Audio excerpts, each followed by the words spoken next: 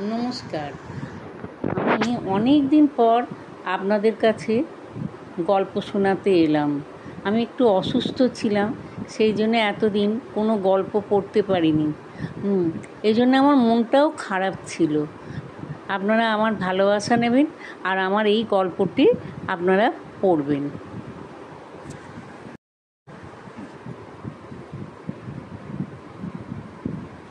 অভিক দত্তের ঢাকাই জামদানি।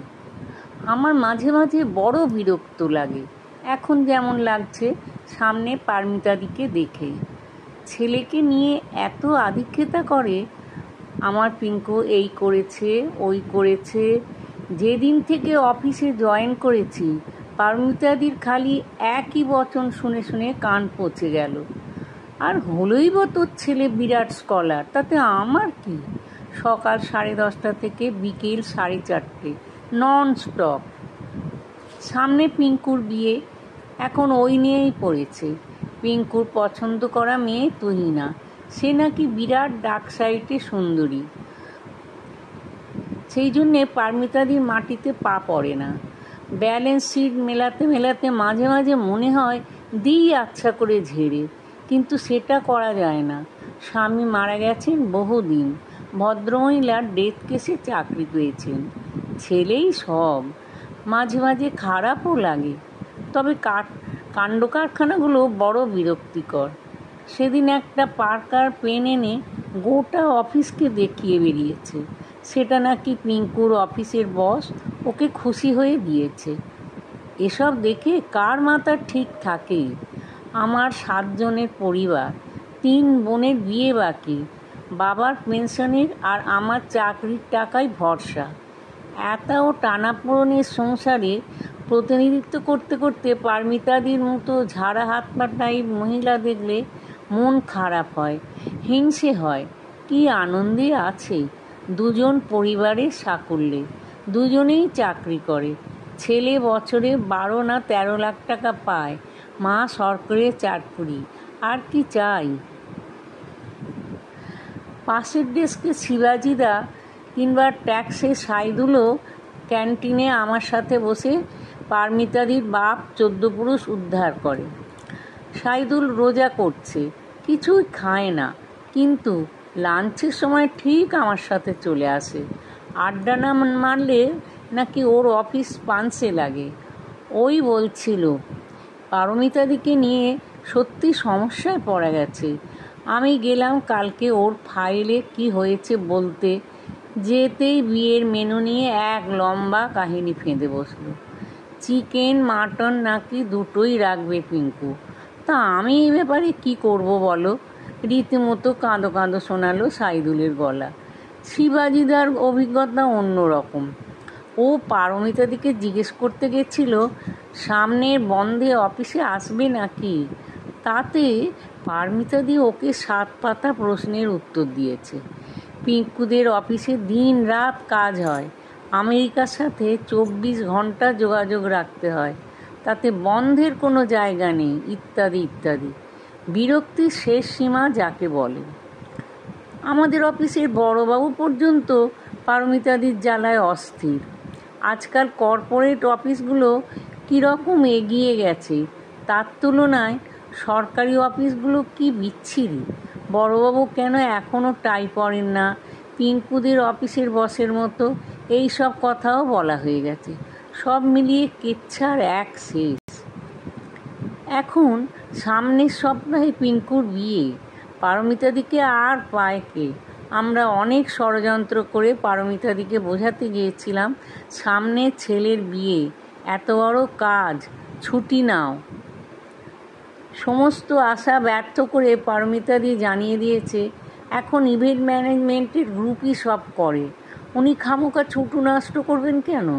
বিরাট বিয়েবাড়ি ভাড়া করেছে পিঙ্কু। সাইদুল ফুট কাটতে গিয়েছিল, নলবনে করতে পারতে। আমার রাম চিমটি খেয়ে নিরস্ত হয়েছে। বিয়ের আগে মোটামুটি 50 বার মেনু আর মেয়ের বাড়ি থেকে কি কি দেয়া হবে তার ফিরিস্তি পেলাম। বিয়ের পাঞ্জাবি আর বউ ভাতের স্যুট, এমনকি বাসর ঘরে পিঙ্কু তুহিনাকে কী ডিজাইনের আংটি দেবে সেটাও জেনে গেলাম। কৌতূহল না থাকলেও জানতে বাধ্য হলাম বলা চলে। পিঙ্কুর বিয়েটা সত্যিই ভারী ধুমধাম করে হলো। আমরা সব দল বেঁধে গেলাম। মোগলাই, চাইনিজ, বাঙালি সব রকম খাবারের আয়োজন। একদিকে মকটেল পার্টি, একদিকে কাবাব বার, মানে চারিদিকে অবাধ টাকা খরচ। বউ সত্যিই ভারী সুন্দর হয়েছে। পিঙ্কুর শ্বশুরবাড়ির লোকজনকেও দেখলাম দামি স্যুট বুট পরে ঘোরাফেরা করছে। চোখে ধাঁধা লেগে গেল। পিঙ্কুর অফিসের লোকেদের কর্পোরেট লুকসের সামনে সত্যিই আমাদের কেমন বেখাপ্পা লাগছিল। আমাদের অফিসে শহীদুল কিংবা আমি লোকাল মেড টেইলারের জামা কাপড় পরি। পিঙ্কুদের অফিসের এক একজন যেসব জামা পরেছে দেখলাম, তার কোনোটার দাম আমাদের কারো কারো মাস মাইনেকেও ছুঁয়ে ফেলতে পারে। পারমিতাদি যথারীতি কলকল করে চলেছে। আমার কানে কানে এসে বলে গেল, গোলাপ জামটা অবশ্যই খাবি, পিঙ্কু স্পেশাল অর্ডার দিয়ে বানিয়েছে। বলতে যাচ্ছিলাম, পিঙ্কু নিজে বানায়নি তো? বলার সুযোগ হলো না। লোকাল এমএলএকে অভ্যর্থনা করতে ছুটল পারমিতাদি। খাওয়া দাওয়ার পর বিশাল বিয়েবাড়িটার সামনে দাঁড়িয়ে হঠাৎ কেন জানি পারমিতাদির জন্য বিরক্তি, হিংসে কোনোটাই লাগছিল না, বরং ভালো লাগছিল। আমরা সিগারেট ধরিয়ে এই আলোচনাই করছিলাম আর নিজেদের মধ্যে হাসাহাসি করছিলাম এই নিয়ে, এরপর পারমিতাদিকে আর অফিসে ধরে রাখা যাবে না, জ্বালিয়ে পুড়িয়ে মারবে। কি পেল, কে কি দিল সব শুনতে হবে। কটা কোলবালিশ, তত্ত্বের সন্দেহের সে সব যা ভেবেছিলাম সেটা কিন্তু ঘটল না। পিঙ্কুর বিয়ের দুদিন পর জয়েন করলো পারমিতাদি। একদম কথা কম, মাথা নিচু করে অফিসে আসে। পিঙ্কুর কোনো কথা তো বলেই না, উল্টে কিছু বললে এড়িয়ে যায়। শিবাজিদা ক্যান্টিনে ধোঁয়া টানতে টানতে বলল, ওরে এসব হবারই ছিল, চিরজীবন ছেলে ছেলে করে গেছে। ছেলে সুন্দরী বউ পেয়ে কি আর মাকে মনে রাখে? এখন দেখো গে যাও, বউয়ের পা মালিশ করছে। শিবাজিদার কথাগুলো শুনতে খারাপ হলেও বাস্তব। আমাদের 5তলা অফিসের ছাদে ক্যান্টিনটা, তাতে সিগারেটের ধোঁয়ায় বৃষ্টি ধোয়া কলকাতা দেখতে দেখতে শিবাজিদার কথায় আমার মনও সায় দিল। সত্যিই তো, আমি 7 বছর হলো এখানে ঢুকেছি, তাতে যা জানতে পেরেছি, পারমিতাদি স্বামী মারা যাওয়ার পর দ্বিতীয়বার বিয়ে না করে চাকরি করে ছেলের পিছনে পুরো জীবন দিয়েছে। ছেলে যেদিন চাকরি পায়, গোটা অফিসে শহরের সবচেয়ে বড় রেস্তোরাঁ থেকে দোকানের বিরিয়ানির প্যাকেট বিলি করেছিল পারমিতাদি। পারমিতাদির গোটা দুনিয়াটাই তো পিঙ্কু। বাড়ি যাওয়ার পথে পারমিতাদিকে ধরি, লঘুস্বরে বলি, কি ব্যাপার গো, পিঙ্কুর বিয়ের পর তো কোনো খবর পেলাম না। পারমিতাদির চোখ ভরে জল এলো। বলল, শ্যামল, তোকে আর কি লুকোবো বল, পিঙ্কু বৌভাতের পরদিন বউকে নিয়ে ঢাকা চলে গেছে। আমাকে কিছুই বলেনি। মন বড্ড খারাপ ভাই, তুই কাউকে কিছু বলিস না। আমি চমকালাম, বললাম, এত জায়গা থাকতে ঢাকা? আজকাল লোকে হানিমুন করতে মরিশাস, মালয়েশিয়া, সিঙ্গাপুর যায়, তোমার ছেলে ঢাকা গেল কী করতে? পারমিতাদি কাঁদো কাঁদো স্বরেই বলল, তুহিনার ঠাকুরদা এখন ওদেশে থাকে, তাই আশীর্বাদ নিতে গেছে। অথচ আমাকে এ ব্যাপারে পিঙ্কু আগে কিছুই বলেনি। বাসর ঘরে নাকি তুহিনা ওকে বলেছে, সেই শুনে ঢাকা যাওয়ার ডিসিশন নেয়। আমাকে বলল যাবার দিন, এত ক্যাজুয়ালি যে আমার মনে হলো পায়ের তলা থেকে মাটি সরে গেছে। আমি আর কি বলবো, 2-1টা সান্ত্বনার কথা বলে চুপচাপ সরে পড়লাম। যা বোঝার বুঝে গিয়েছি, ছেলে কচি বউ পেয়ে মাকে ভুলেছে। আমাদের অফিসের ক্যান্টিন আড্ডাও পাঞ্চে হয়ে গেছে। পারমিতাদির পিঙ্কুর চর্চাই আমাদের আড্ডার মূল বিষয় হয়ে গেছিল। সেটা বন্ধ হওয়ায় আমাদের খুশি হওয়াই উচিত ছিল, কিন্তু কেন জানি না ঠিক খুশি হতে পারছিলাম না। বাড়িতে বউকেও ঘটনাটা বললাম।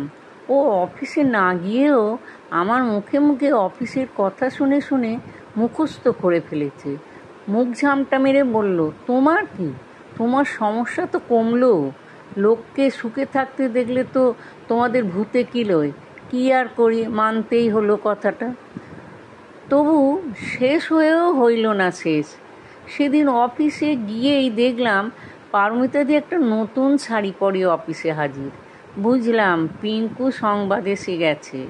পারমিতাদি আমাকে দেখেই ঝাঁপিয়ে এলো আগের মতো। এই দেখ সামায়ুল, পিঙ্কু বাংলাদেশ থেকে এই শাড়িটা এনে দিয়েছে। ঢাকাই জামদানি, 12,500 টাকা। তুহিনা নিজে পছন্দ করে কিনেছে। ওর মার জন্য একটা, আমার জন্য একটা। আমি হাসবো না কাঁদবো বুঝতে পারছিলাম না। একটু শ্লেষের সাথেই বললাম, তবে আর কি, শাড়ি পেয়ে গেছো, ছেলেও ফিরে এসেছে, তোমার তো পোয়া 12 পারমিতাদি। পারমিতাদি হাসতে হাসতে কেঁদেই ফেলল। চোখের জল মুছতে মুছতে বলল, পিঙ্কু সামনের মাস থেকে কানাডায় ট্রান্সফার নিয়েছে, তুহিনাকে নিয়ে যাচ্ছে। এটাও ছেটে নিজে বলেনি, বউকে দিয়ে বলিয়েছে। আমার চোখের সামনে দিয়ে ফ্ল্যাশব্যাকের মতন বিয়ের দিনটা ভেসে উঠছিল। তার সাথে পারমিতাদির পিঙ্কু, স্কলার ছেলে, পে স্কেলের এয়ারের টাকা দিয়ে ছেলেকে কম্পিউটার কিনে দেওয়ার গল্প সব। পারমিতাদির শাড়িটা যেন পারমিতাদিকেই ব্যঙ্গ করছিল। ঢাকাই জামদানি, কি সহজে সব কিছু ভুলিয়ে দিল।